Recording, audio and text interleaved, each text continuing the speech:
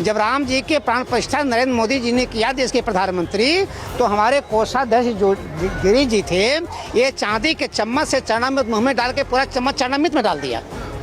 एक भी चरणामृत किसी संत को नहीं मिला, गवाह हूँ, एक भी चरणामृत नहीं मिला। और दूसरा जो गोपाल आया जो अंदर गया है, मैं गया वहाँ पर पुजारी से कहा चरणामृत दे दीजिए, उन्होंने कहा महाराज यहाँ पर चरणामृत देना बंद करवा दिया गया है। ये सब जो है दोषी हैं, राम की विरोधी हैं। हम लोगों ने एक एक पैसा इकट्ठा किया है, वहाँ पे रखा है, हमारा अधिकार नहीं है।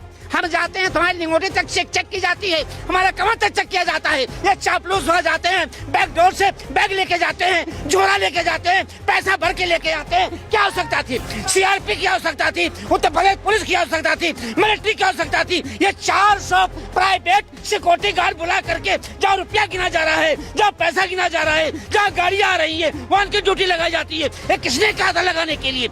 आप मुझे बताने का कष्ट करें। अब हम संत जाते हैं तो हमारी चेकिंग होती है, उनकी चेकिंग क्यों नहीं हो रही है? संतों का सम्मान नहीं हुआ चंद्राचूड़ जी महाराज, संतों का सम्मान क्या इस ट्रस्ट ने नहीं किया है, तभी बहुत नाराज हैं आप?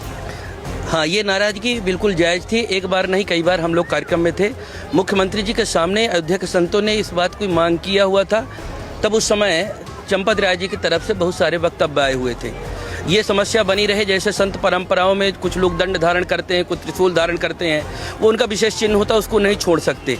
यहाँ पर जो सुरक्षाकर्मी थे, एक तो ऐसे लोग आ गए जो हम लोगों को जानते नहीं थे, पहचानते नहीं थे, और लगातार वो कहीं ना कहीं अपमानित कर महसूस कर रहा था। एक दूसरी बात और थी, मिलने जाने में भी कहीं ना कहीं इन लोगों ने, जो आसपास लोग में आए थे, उन लोगों ने भी इस गलती को किया कि जो संत महात्मा पहुँचते थे उनकी गरिमा महिमा को न समझ करके अपनी भावना के अनुसार नए नए लड़के थे, उनके द्वारा कहीं ना कहीं इस बात का रोष साधु संतों में रहा। ऐसी कोई गलती निश्चित तौर पर हुई, इससे किसी प्रकार का संदेह नहीं है। सुधार होने के पहले से दुर्भाग्यपूर्ण रहा, नहीं होना चाहिए था। ये था कि जब इन्होंने कार्यक्रम किया राम मंदिर के अंदर, तो चंपत जी ने स्पष्ट रूप से कहा कोई भी दंड छत्र चमर और आसन लेकर के नहीं आएंगे। इससे बड़ा और दुर्भाग्य क्या? आप इसका मतलब वहाँ मदारी का खेला दिखाने के लिए बुला रहे हैं। संस्कारी संस्थान बना दिया था आप लोग, इसीलिए नाराज हैं? जी बिल्कुल। अभी 3 दिन पहले रविवार को जगत गुरु जी आए थे, वो क्या नाम है, खजूरी ताल के सिद्धपीठ के, वो अपना धर्मदंड लिए हुए थे।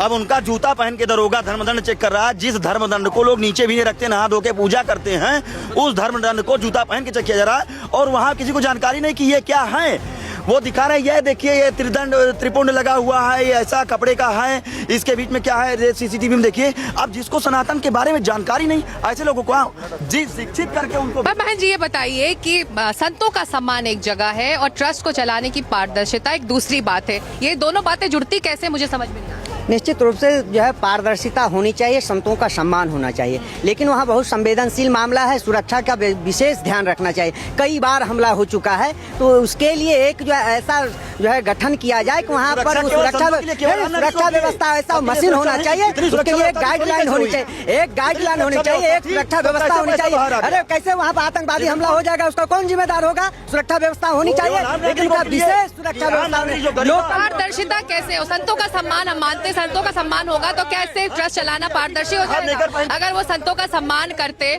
जो आप लोग आरोप लगा रहे हैं कि संतों का सम्मान मंदिर परिसर में नहीं किया जाता था, लेकिन क्या इससे फिर पारदर्शिता हो जाती, सब कुछ ट्रांसपेरेंट तरीके से चल रहा होता? क्या दोनों बातें एक जैसी है? चाहे कोई महामंडलेश्वर हो, चाहे महंत, चाहे जगत गुरु, कोई भी जाता था दर्शन करने तो वहाँ जांच किया जाता था। मगर जब ट्रस्ट के लोग जाते थे, कोई वीआईपी लोग जाते थे, तो उनकी जांच नहीं होती। जांच अगर होनी है तो सबकी होनी चाहिए। और मैं आपको बता दूं, सुरक्षा अगर है तो सुरक्षा सबके लिए है ना, कोई जरूरी नहीं कि एक के लिए है सुरक्षा। तो हम साधु संत जाते हैं नित्य दर्शन करने के लिए, तो सबके लिए सुरक्षा होनी चाहिए। मैं बार बार